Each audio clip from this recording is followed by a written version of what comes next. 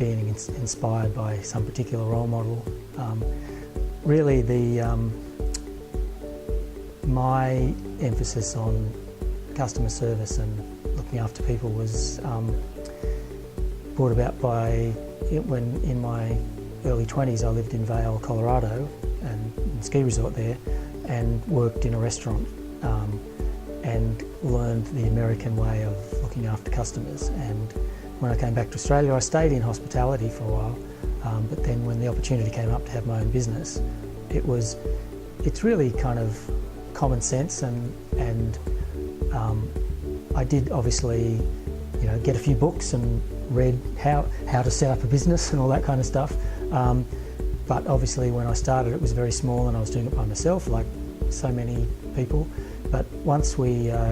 started to get a few staff, then you had to look at procedures and how to deal with working through the best methods of buying, selling, shipping, etc., etc. And then after we moved up here and the business expanded and we needed more warehouse space, there was also the bringing in people who were better suited to do that than me.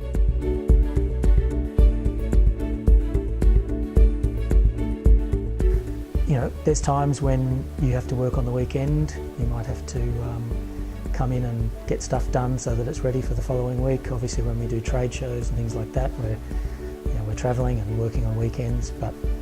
generally I try and do my best to stick to work in work hours and enjoy the leisure when I can.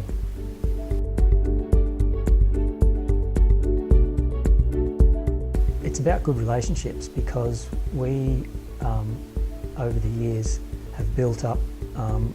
a supply chain of products from overseas, because nobody in Australia really manufactures products that are particularly made for podiatry. All of those suppliers have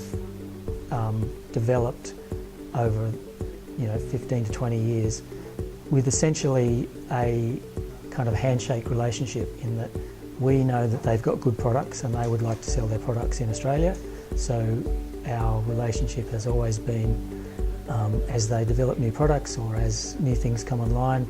we introduce them to the Australian market, and we find that that's really been a great lesson, because I think you end up like finds like, and so the customers, the suppliers that we deal with kind of have our attitude, and whilst it's possible to go searching for the absolute bottom price, the best possible price, and buy hundreds of thousands of products to save a few cents, in our industry we do need to look at quality.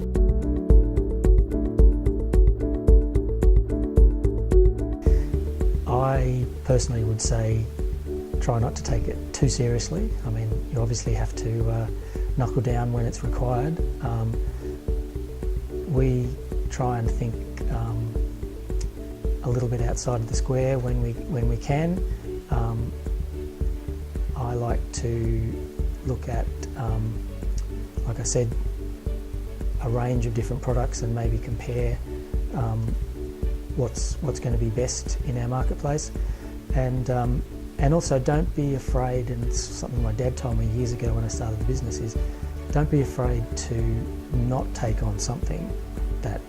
might at first glance seem that's going to be great, because you really need to analyse what it's going to cost you, how much, in our case, how much warehouse space it's going to take. We have some products that have 3 or 4 different variations in colour, and then 5 or 6 or more variations in size. So once you start getting into that, you've got to enter them all into your inventory system, and you've got to find a place to put them. And so if you're just kind of going in blind on something, you can end up with a warehouse full of stuff that you can't sell, or a warehouse full of stuff that is taking up space that could be used by something more valuable. So, that's one thing that I've learned over the years, is making sure that in our business we understand what the what the podiatrists want, and then we source the best possible version of that product.